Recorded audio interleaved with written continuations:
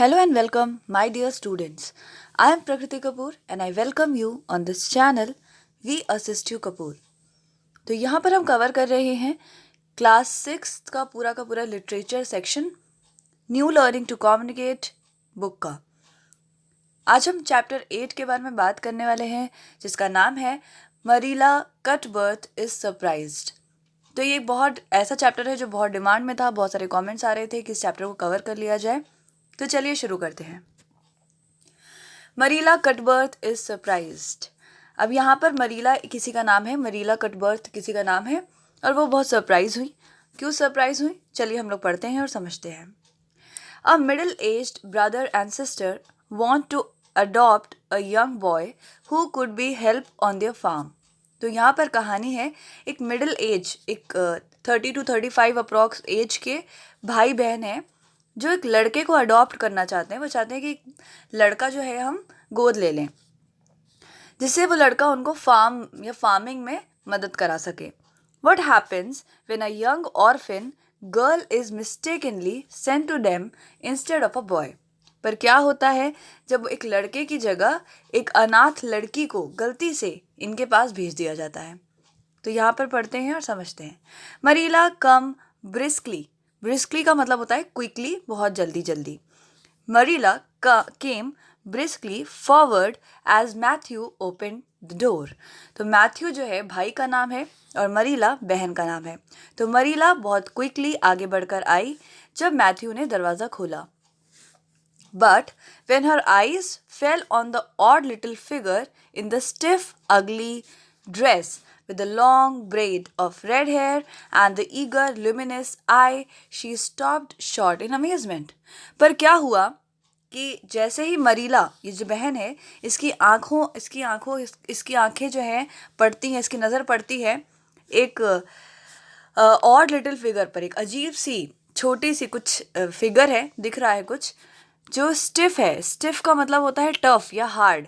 अगली ड्रेस, जिसने बहुत बेकार से कपड़े पहने हुए हैं, जिसकी लंबी सी लाल बालों में बनी हुई एक चोटी है। एंड उसकी जो आंखें हैं वो बहुत ल्यूमिनस हैं, यानी कि बहुत ब्राइट हैं और शाइनिंग है।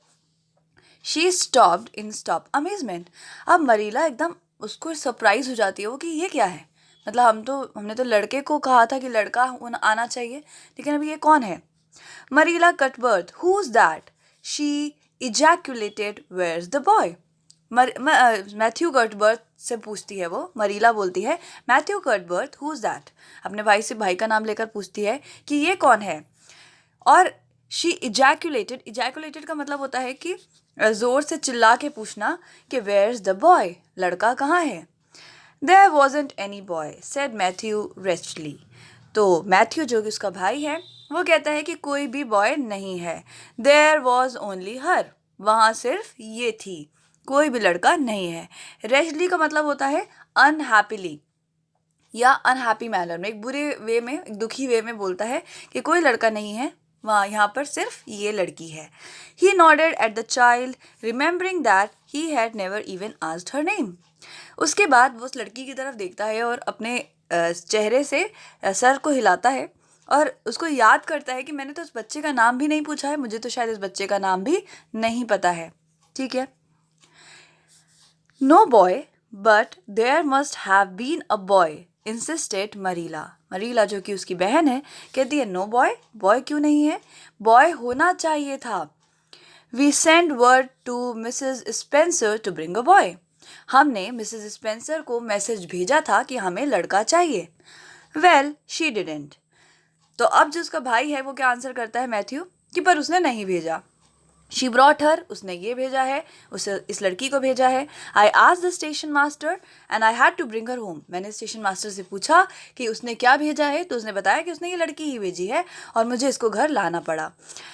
She couldn't be left there, क्योंकि हम इसे वहाँ नहीं छोड़ सकते थे। No matter what the mistake had come in, पता नहीं जो भी हो सकता है कोई गलती हो गई हो मैसेज में, लेकिन इसको हम वहाँ पर नहीं छोड़ सकते थे स्टेशन पे, इसलिए मैं इसे घर ले आया।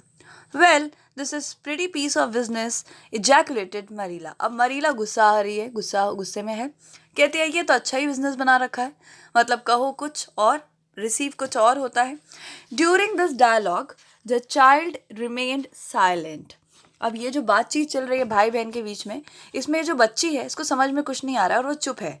हर eyes roving from one to another.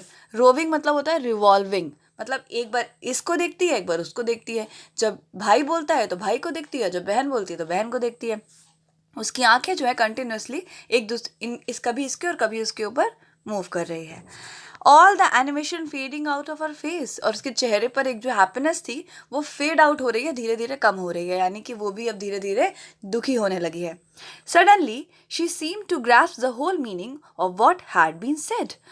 Suddenly, अचानक, अब उसे समझ में आया. ग्रास्प का मतलब होता है, ग्रास्प का मतलब होता है किसी चीज़ को समझ जाना.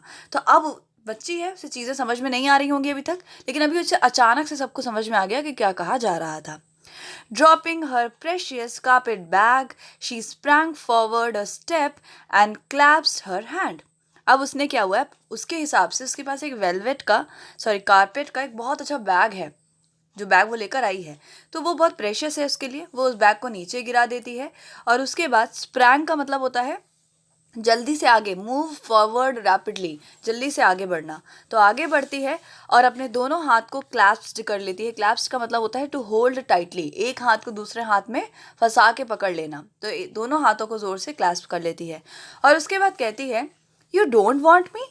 आपको मैं नहीं चाहिए. She cried. और चिल्ला के बाद पूछती है, you don't want me because I am not a boy. बोलती है आपको मैं नहीं चाहिए क्योंकि मैं लड़का नहीं हूँ. I might have expected it.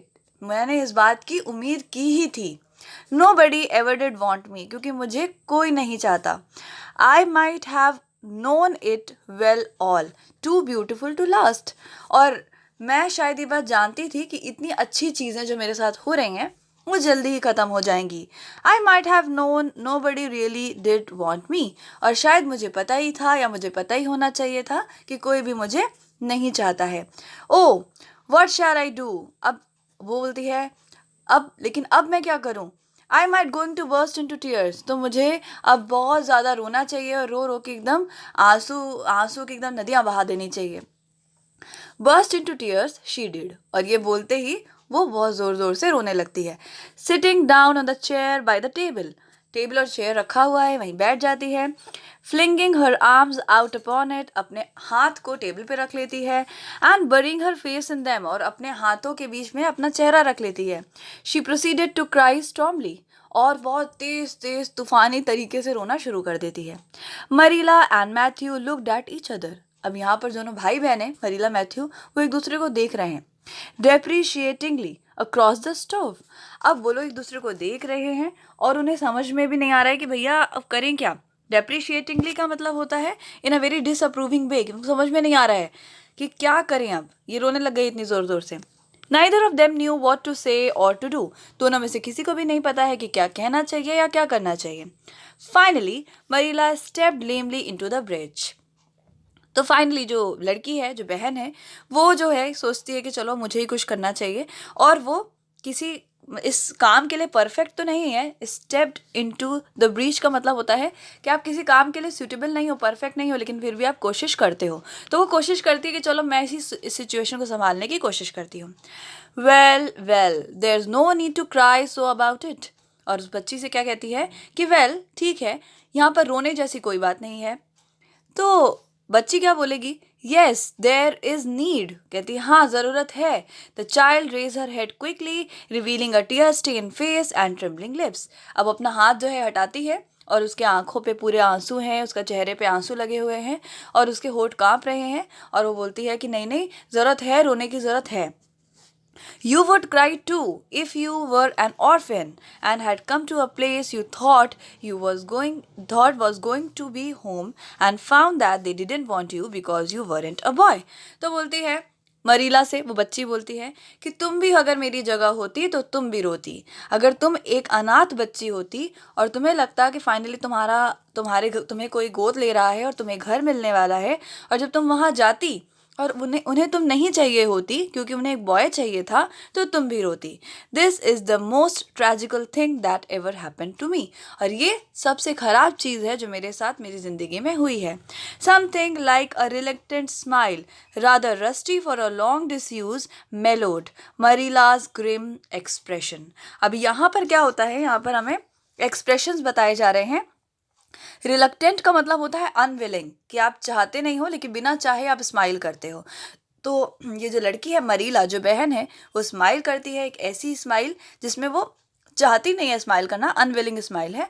और शायद इसलिए क्योंकि वो बहुत समय से उसकी स्माइल जो है रस्टी हो गई है, जंग लग गई है उसकी स्माइल में, बहुत टाइम से उसने स्माइल नहीं किया है, इसलिए वो ऐसा झूठा स्माइल करती है।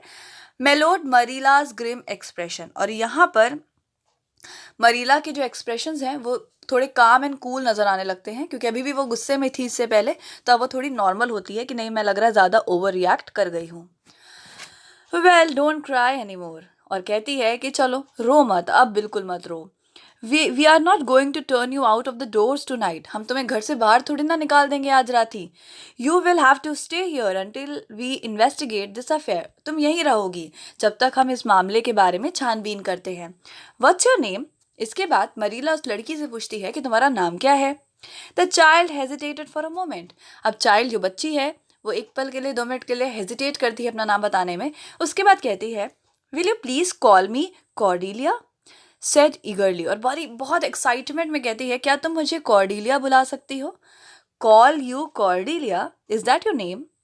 तो वो मरीला पूछती है कि तुम्हें कॉर्डिलिया बुला सकती हूँ, मतलब क्या तुम्हारा नाम है कॉर्डिलिया? अगर नाम नहीं है तो क्या है तुम्हारा नाम? No, it's not exactly my name, but I would love to be called Cordelia. It's such a perfectly elegant name. तो कहती है, नहीं नहीं, मेरा नाम तो नहीं है कॉर्डिलिया, पर ये नाम मुझे बहुत पसंद है, बहुत ब्यूटीफुल नाम है ना ये, तो मैं इसलिए चाहती हूँ कि लोग मुझे कॉर्डिलिया बुलाएं। I don't know what on earth you mean. If Cordelia isn't your name, what is? मरीला कहती है, मुझे नहीं पता कि तुम क्या कह रही हो, अजीब बातें कर रही हो, लेकिन अगर कॉर्डिलिया तुम्हारा नाम नहीं है तो क्या है तुम्हारा नाम? एनी शिरले, रिलक्टेंटली फ्लैटर्ड। अब यहाँ पर वो लड़की बताती है, हेजिटेट, फ्लैटर्ड का मतलब होता है हेजिटेशन में, मतलब बहुत नॉर्मली नहीं, थोड़ा सा हिचक के बताती है अपना नाम, अनविलिंगली, बताना तो नहीं चाहती थी लेकिन बताती है कि मेरा नाम एनी शिरले है। For the owner of the name, बताती है कि मैं इस नाम की ओनर हूँ और मेरा नाम है Anne Shirley. But oh please do call me Cordelia. कहती है, लेकिन प्लीज मुझे कॉर्डिलिया बुलाओ। It can't matter much to you what you call me. कहती है, शायद तुम्हारे लिए, मरीला से बोलती है वो बच्ची, शायद तुम्हारे लिए इतना बड़ा मैटर नहीं है कि तुम मुझे क्या बुला रही हो।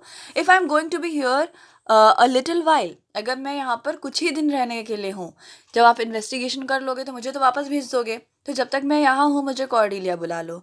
Can't it? तो कहती है, नहीं हो सकता क्या ऐसा? And any is such an unromantic name, क्योंकि एनी जो नाम है ये बहुत अनरोमांटिक है और बहुत बेकार लगता है, मुझे पसंद नहीं है। Very well, the Anne spelled with E, can you tell us how this mistake came to be made? लेकिन ये जो लड़की है मरीला, ये गुस्से में है और ये जो है उसको कॉर्डिलिया नहीं बुलाती, इसको एनी ही बुलाती है। कहती है, वेरी वेल, बहुत अच्छी बात है। एनी, क्या तुम हमें बता सकती हो कि ये गलती कैसे हो गई? We send word to Mrs Spencer, हमने मिसेज स्पेंसर को कहा था to bring us a boy, कि हमें एक लड़का चाहिए। Where there is no boy the asylum, पूछती है, असाइलम वो प्लेस है, वो एक अनाथ आश्रम होगा जहाँ पर ये बच्चे रहते हैं। तो पूछती है, क्या तुम्हारे अनाथ आश्रम में कोई लड़का नहीं था? Oh yes, there was an abundance of them. तो एनी बोलती है, लड़की, छोटी लड़की कहती है, हाँ हाँ, वहाँ पर बहुत सारे लड़के हैं। But Mrs Spencer said distinctly that you wanted a girl about 11 years old। लेकिन मिसेज स्पेंसर ने बहुत क्लियरली, डिस्टिंक्टली मतलब बहुत क्लियरली ये कहा था कि आपको एक लड़की चाहिए जिसकी उम्र 11 वर्ष की होनी चाहिए। And the matron said she thought I would do, और उनको लगा कि मैं ही वो परफेक्ट लड़की हूँ। You don't know how delighted I was, तुमको नहीं पता मैं कितनी खुश थी।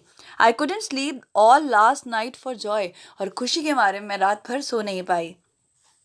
We want a boy to help Matthew on farm. अब मरीला कहती है कि हमें लड़का चाहिए जिससे कि वो मैथ्यू को मदद कर सके फार्मिंग में, खेती करने में। A girl would be of no use to us, लेकिन एक लड़की हमारे लिए यूजलेस है, कोई यूज़ की नहीं है। टेक ऑफ योर हैट, आई ले it and your bag on the hall table. मुझे अपनी हैट निकाल के दो और मैं तुम्हारा बैग और हैट दोनों ही टेबल पर रख देती हूँ। Anne took off her hat meekly, तो एनी ने अपनी हैट उतारी और जेंटली सॉफ्टली उसने अपनी हैट उसको दे दी। Matthew came back presently and they sat down to supper. अब मैथ्यू जो भाई है वो आ गया है और वो सब लोग खाना खाने बैठ गए हैं। But any could not eat, पर एनी खा नहीं पा रही है। इन वेन, इन वेन का मतलब होता है कि विदाउट सक्सेस, वो कोशिश तो कर रही है खाना खाने की पर वो खा नहीं पा रही है। She nibbled at the bread and butter, वो कोशिश कर रही है कि ब्रेड बटर को किसी तरह काटा जाए। And pegged at the crab Apple preserved out, और कोशिश कर रही है कि वहाँ पर जो एप्पल रखा हुआ है उसे भी बाइट किया जाए, खाया जाए। ओके, आगे बढ़ते हैं। The little scalloped glass dish by her plate. अब एक प्लेट रखी हुई है एनी के पास में जो स्कॉलप्ड है। स्कॉलप्ड का मतलब होता है बहुत डेकोरेटेड है, उसके किनारे किनारे पे डिज़ाइन बनी हुई है और वो अपनी प्लेट में खाने पीने का सामान रख रही है। She did not really make any headway at all. Headway का मतलब होता है प्रोग्रेस करना या आगे बढ़ना, लेकिन वो कुछ भी करके खा ही नहीं पा रही है। कोशिश कर रही है लेकिन खा नहीं पा रही है। You are not eating anything, said Marilla sharply. अब मरीला जो है थोड़ा सा हार्ड या शार्प या गुस्से के वॉइस में कहती है, तुम कुछ खा क्यों नहीं रही हो, तुम कुछ खा नहीं रही हो। Eyeing her as if it were a serious shortcoming, और इस तरीके से उसको देख कर ये बात बोलती है जैसे कि एनी की बहुत बड़ी गलती है, एनी के अंदर ये बहुत कमी है कि वो ढंग से खा नहीं रही है। एनी साइड, साइड का मतलब होता है कि सांस बाहर छोड़ना, दुखी होकर एक तरीके से रोने की आवाज़ निकालने को भी साय करना कहते हैं। तो एनी बहुत दुखी है और वो साय कर रही है। I can't, I am in depth of despair, कहती है मैं नहीं खा सकती क्योंकि मैं डिस्पेयर की गहराइयों में हूँ। यानी कि डेप्थ्स ऑफ डिस्पेयर मतलब है कि मेरी सारी उम्मीदें ख़त्म हो चुकी हैं। आई लॉस्ट ऑल होप्स, मेरे सारे सारे होप ख़त्म हो चुके हैं। Can you eat when you are in the depth of despair, तो पूछती है एनी मरीला से कि जब तुम्हारी सारी उम्मीदें ख़त्म हो जाएंगी तो क्या तुम खाना खा पाओगी। तो मरीला क्या आंसर करती है, I have never been in the depth of despair so I can't say, responded Marilla. Marilla कहती है मैं तो कभी भी, मेरी तो कभी भी सारी उम्मीदें नहीं खत्म हुई, तो मैं कैसे बता सकती हूँ कि जब उम्मीदें खत्म होती हैं तो खाया जा सकता है कि नहीं खाया जा सकता। वरेंट यू, नहीं हुई, कभी नहीं हुई। Well, did you ever try to imagine you were in the depth of despair, पूछती है बच्ची, पूछती है मरीला से कि क्या तुमने कभी इमेजिन किया है कि कभी तुम्हारी सारी उम्मीदें खत्म हो जाएंगी तो कैसा होगा। नो आई डिडेंट, तो वो कहती है नहीं, मैंने कभी इमेजिन नहीं किया। They don't think, then I don't think you can understand what it's like, तो वो बच्ची कहती है, एनी कहती है कि फिर मुझे नहीं लगता कि तुम समझ पाओगी कि ये किस तरीके की चीज़ होती है, किस तरीके की फीलिंग होती है। It's a very uncomfortable feeling indeed, ये एक बहुत ही ज़्यादा अनकम्फर्टेबल फीलिंग होती है। When you try to eat a lump come right up in your throat and you can't swallow anything, जैसे ही आप कुछ खाने जाते हो गले में कुछ भारी भारी सा उभरने लगता है जिसके कारण आप गले से अंदर कुछ भी निगल नहीं सकते, सॉलो नहीं कर सकते। Not even if it was a chocolate caramel, और यहाँ तक कि अगर आपकी सबसे फेवरेट चॉकलेट कैरमल भी आपको, चॉकलेट भी आपको दे दी जाएगी ना, तो आप वो भी नहीं खा पाओगे। I had one chocolate caramel once 2 years ago, अब ये एनी एक स्टोरी बताती है, 2 साल पहले इसके पास चॉकलेट कैरमल थी and it was simply delicious, और वो बहुत टेस्टी थी। I have often dreamed since then that, और मैंने कई बार इसको सपने में देखा है। That that was, if wait a minute, that was chocolate caramel I had, ठीक है। I have often dreamt since then. Then I had a lot of chocolate caramel, but I always wake up just when I am going to eat them. क्योंकि उसने chocolate caramel का नाम लिया, तब chocolate caramel से related उसको एक बात याद आ गई कि एक बार 2 साल पहले इसको चॉकलेट कैरमल मिली थी और इसने चॉकलेट कैरमल खाई थी, और उसके बाद इसने सपने में बहुत बार चॉकलेट देखी, लेकिन वो जब भी उसको खाने जाती है उसकी नींद खुल जाती है और वो चॉकलेट कभी खा ही नहीं पाती। वो एक स्टोरी रिलेट करके आपस में, बच्ची या छोटी तो कुछ भी बोलती रहती है, ठीक है। I do hope you won't be offended because I can't अभी बच्ची कहती है I do hope you won't be offended, मुझे लगता है, मैं उम्मीद करती हूँ कि आप बुरा महसूस नहीं करेंगी, बिकॉज आई कांट ईट, क्योंकि मैं नहीं खा रही हूँ, एवरीथिंग इज एक्सट्रीमली नाइस, सब कुछ बहुत अच्छा है, but still I can not eat, पर मैं फिर भी नहीं खा सकती। I guess she is tired, said Matthew, who hadn't spoken since he returned from the barn. But best put her to bed, Marilla. अब क्या होता है, वो क्योंकि खाना नहीं खा पा रही है, तो मैथ्यू कहता है कि मुझे लगता है कि ये थक गई है, और तब से जब से वो बार्न यानी कि फार्म से यानी कि जहाँ फार्मिंग करके जब से वो लौटा था, तब से उसने कुछ भी नहीं कहा था। लेकिन अब उसने मरीला से कहा कि इसे सोने के लिए ले जाओ, best put her to bed, इसे बेड पे ले जाओ, ये सो जाएगी। Marilla had been wondering where Anne should be put to bed. अब मरीला सोच रही है कि इस बच्ची को कहाँ पर सुलाया जाए। She had prepared a couch in the kitchen chamber for the desired and expected boy. उसने किचन में एक चैम्बर बनाया था, क्योंकि उसने सोचा था कि कोई लड़का होगा तो वो कहीं भी एडजस्ट कर लेगा। But although it was neat and clean, मगर वो साफ सुथरा है, but it did not seem quite the thing to put a girl there somehow. पर यहाँ पर हमको क्या क्या कहा जा रहा है कि गर्ल को हम वहाँ पर नहीं सुला सकते। Spare room was out of question, such a stray waif, मतलब एक ऐसी ऑर्फन बच्ची के लिए जो परेशान है, उसको हम लोग इस तरीके से किचन में नहीं सुला सकते। So there remain only the east gable room. तो वहाँ पर सिर्फ एक कमरा उनकी नज़र में अब आ रहा है, वो है गैबल रूम। और गैबल रूम क्या होता है, वो एक तरीके का दो सीढ़ियों के बीच में बना हुआ एक रूम होता है। तो उसी रूम में उस बच्ची को अब शिफ्ट करने की बातें कही जा रही हैं। Marilla lighted a candle and told Anne to follow her. Marilla ने कैंडल जला ली है और एनी को बोला कि मेरे पीछे पीछे चलो, विच एनी स्पिरिटलेसली डिड। और एनी ने उसकी बात मानी और पीछे पीछे चलती रही।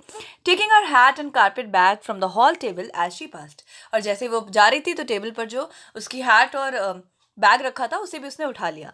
The hall was fearsomely clean. Hall बहुत साफ था। The little gable chamber which she presently found herself seemed still cleaner। पर जिस चैम्बर में उसको ले गए थे वो भी साफ दिख रहा था।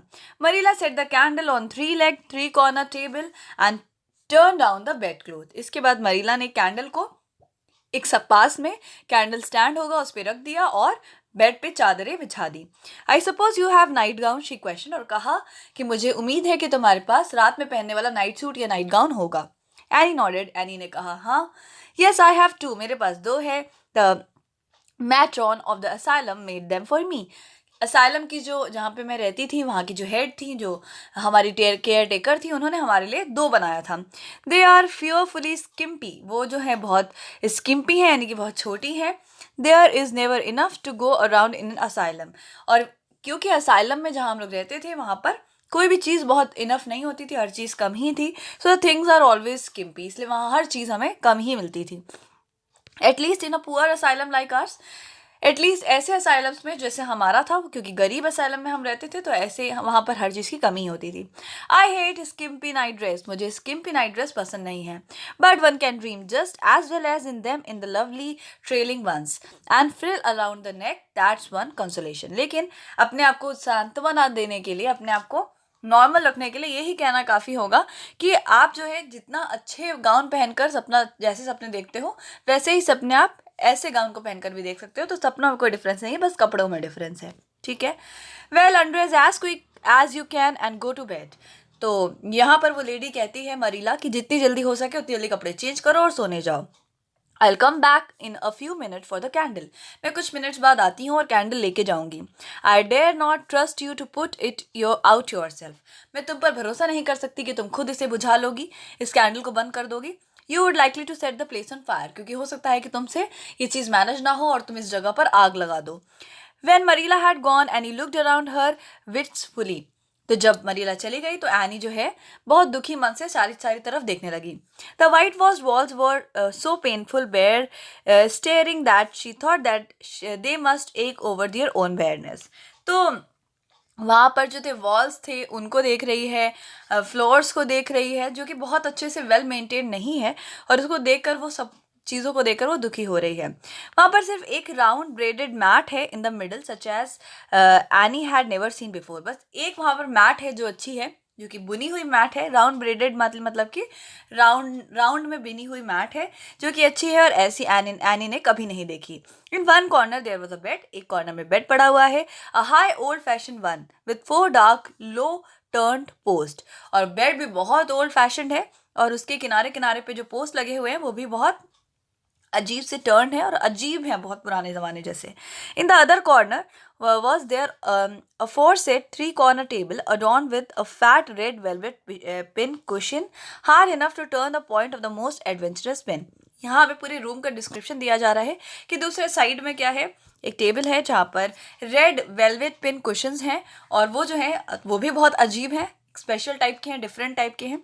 Above it hung a little 6x8 mirror, और ऊपर एक 6x8 का एक मिरर, एक शीशा टंगा हुआ है।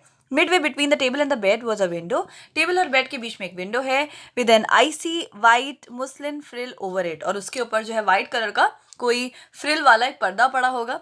And opposite it was a wash stand, और उसके सामने वॉश स्टैंड है, बेसिकली शायद वो हाथ धोने वाला कुछ होगा। The whole apartment was of the rigidity not to be described in word, और पूरा अपार्टमेंट थोड़ा अजीब है, मतलब एक नॉर्मल से ज़्यादा एक ट्रेडिशनल ओल्ड फैशन है जिसको आप डिस्क्राइब नहीं कर सकते वर्ड्स में। But we send a shiver to the very marrow of Anne bones, मगर इस सबको देखने के बाद एनी के बोन्स में एक शिवरिंग हो रही है, कपकपाहट आ रही है। With a sob she hastily discarded her garments, sob मतलब होता है सुबक के रोना, तो सुबक सुबक के रोते हुए उसने जल्दी से, हेस्टली मतलब होता है क्विकली, जल्दी से अपने कपड़े चेंज किए, put on the skimpy nightgown, और छोटे से नाइट गाउन को पहन लिया, and sprang into the bed where she burrowed face downwards into the pillow and pull the cloth over her head. उसके बाद वो क्या करी, जल्दी से स्प्रैंग मतलब मूविंग क्विकली, जल्दी से क्विकली मूव करके बेड पे जाती है और अपने फेस को पिलो में दबा लेती है, घुसा लेती है और अपने ऊपर से चादर ओढ़ लेती है। When Marilla came up for the light, various skimpy articles of raiment scattered most untidily over the floor, and a certain tempestuous appearance of the bed were the only indication of any presence save her own। जब वापस आती है तो वो देखती है light लेने के लिए, तो देखती है कि बहुत अजीब छोटी छोटी चीज़ें ज़मीन पर फैली पड़ी हुई हैं इधर उधर, बहुत अनटाइडी वे में, और उसको कमरे में किसी भी कोई भी लग रहा है कि कोई है ही नहीं कमरे में, है ना, बस हल्का सा उसका अपीयरेंस दिख रहा है एनी का बेड पे, जिसकी वजह से उसे रिलैक्स फील हो रहा है कि चलो कमरे में कोई है। She deliberately picked up Anne's cloth, place them neatly on the prime yellow chair, then taking up the candle went over to the bed. उसके बाद वो क्या करती है, जितनी भी एनी के कपड़े नीचे उसने फेंक दिए हैं चेंज करके, तो सारे कपड़े उठाती है, मोड़ती है और उसे एक चेयर पे रखती है येलो कलर की, और उसके बाद वो जाने लगती है। Good night she said a little awkwardly but not unkindly, good night बोलती है, थोड़ा अजीब वे में बोलती है लेकिन अनकाइंड वे में नहीं बोलती।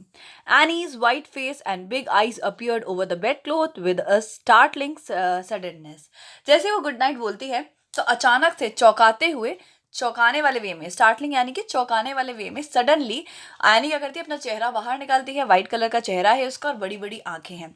How can you call it a good night, कैसे आप इसको गुड नाइट बोल सकते हो। When you know it must be very worst night, जब आपको पता है कि ये रात मेरे लिए सबसे ज़्यादा खराब होने वाली है। आई हैव एवर हैड, जैसी ऐसी रात, ऐसी खराब रात मैंने कभी नहीं देखी होगी। शी सेड रिप्रोचफुली, और जल्दी से वो अप्रोच करते हुए आंसर करती है। Then she dive down into the invisibility again, उसके बाद वो फिर अपना चेहरा घुसा लेती है और गायब हो जाती है, मतलब पूरा चेहरे से ओढ़ लेती है चादर को। Marilla went slowly down to the kitchen and proceeded to wash the supper dishes. अब मरीला धीरे धीरे जाती है किचन की तरफ और वहां जाकर वो गंदी प्लेट्स जो लोगों ने खाना खाया है, सपर की डिनर की प्लेट्स हैं, उसे धोने लगती है। मैथ्यू वॉज स्मोकिंग, मैथ्यू वहां पर स्मोक कर रहा है, सिगरेट पी रहा होगा मे बी, और श्योर साइन ऑफ, अब देखो यहाँ पर जो है स्मोक करने की वजह, कारण क्या बताया जा रहा है, पर्टर्वेशन का मतलब होता है, पर्टर्वेशन ऑफ माइंड का मतलब होता है कि वो बंदा जरूर टेंस्ड है, परेशान होने पर ही वो स्मोक करता है। ही सेल्डम स्मोक्ड, हमें बताया भी जा रहा है कि वो बहुत कम ही स्मोकिंग करता है, मैथ्यू अक्सर स्मोकिंग नहीं करता, ठीक है। For Marilla set her face against it, और मरीला अपना चेहरा उसकी तरफ से हटा देती है, उसकी तरफ नहीं देखती, as it is a filthy habit, क्योंकि ये फिल्दी मतलब होता है बैड, क्योंकि ये हैबिट, स्मोक करने की हैबिट बुरी हैबिट है। But at certain times and seasons he felt driven to it, पर कभी कभी किसी किसी कारण से वो इसकी तरफ खिंचा जाता है और उसे स्मोक करना पड़ता है। And then Marilla winked at the practice, और मरीला जो है इस बात को समझती है, रियलाइजिंग दैट, और ये मानती है, इस बात को रियलाइज करती है that the mere man must have some vent for his emotion. और इस आदमी क्या समझती है कि इस आदमी के पास अपने इमोशंस को एक्सप्रेस करने का एक यही वे है, तो वो ज़्यादा उस पर रिएक्ट नहीं करती। Well it is a pretty kettle of fish, she said wrathfully। इसके बाद वो कहती है कि ये बहुत ही बुरी परिस्थिति है। प्रीटी केटल ऑफ फिश का मतलब है कि बहुत ही बुरी सिचुएशन, बैड सिचुएशन है।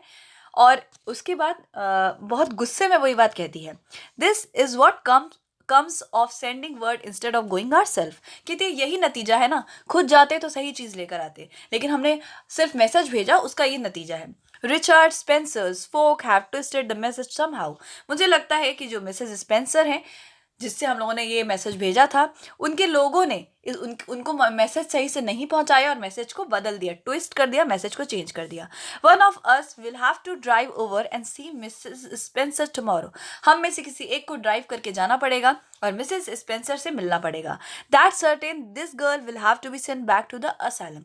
और ये कन्फर्म है कि इस बच्ची को वापस भेजना होगा। yes, I suppose so, said Matthew reluctantly।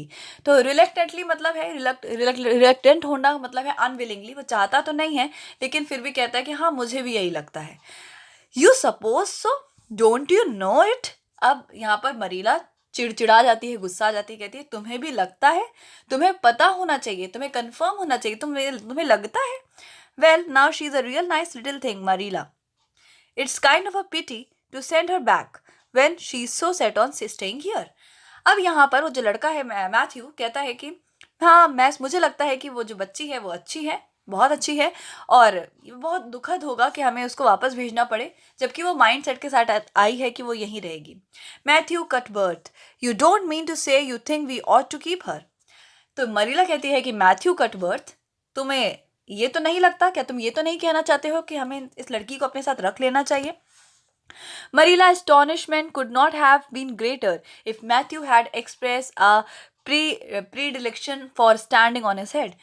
हमसे यहाँ पर कहा जा रहा है कि मरीला इतनी ज़्यादा चौकती कभी ना, अगर मैथ्यू कहता कि मुझे सर के बल खड़ा होना है, सर के बल खड़े होने की बातें करता ना, तब भी वो ना चौकती जितना वो उस बात पे चौक गई और परेशान हो गई। Well now no I suppose not exactly, stammered Matthew.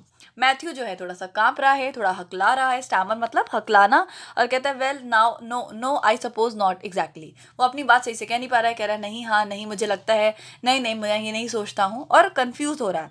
Uncomfortably driven into the corner of his precise meaning. उसके बाद वो धीरे धीरे अपनी बात एक्सप्रेस करने की कोशिश करने लगता है, प्रिसाइज मीनिंग बताने लगता है अपनी बातों का।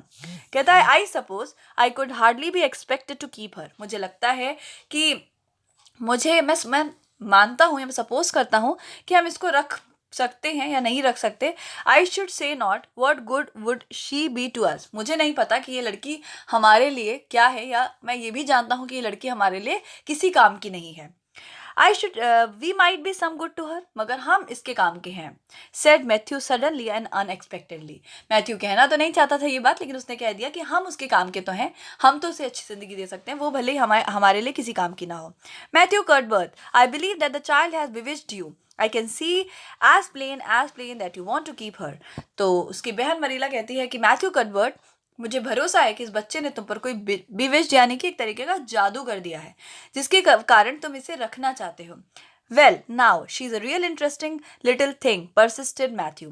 पर मैथ्यू कहता है कि हाँ मुझे लगता है कि ये जो बच्ची है बहुत इंटरेस्टिंग है, और बहुत कंफर्म होकर ये बात कहता है। You should have heard her talk coming from the station. तुमने सुना होता वो किस तरह बातें कर रही थी जब हम उसे घर ला रहे थे स्टेशन से। Oh she can talk fast enough, I saw that at once. तो मरीला कहती है कि हाँ वो बहुत जल्दी जल्दी बातें करती है और मैंने इसे एक बार में ही नोटिस कर लिया था। It's nothing in her favour either. वो कहती है और ये बात उसके लिए कोई बहुत फेवर की बात नहीं है, और इस कारण हम उसे अपने पास नहीं रखने वाले। I don't like children who have so much to say. मुझे ऐसे बच्चे पसंद नहीं जो बहुत ज़्यादा बकबक करते हैं।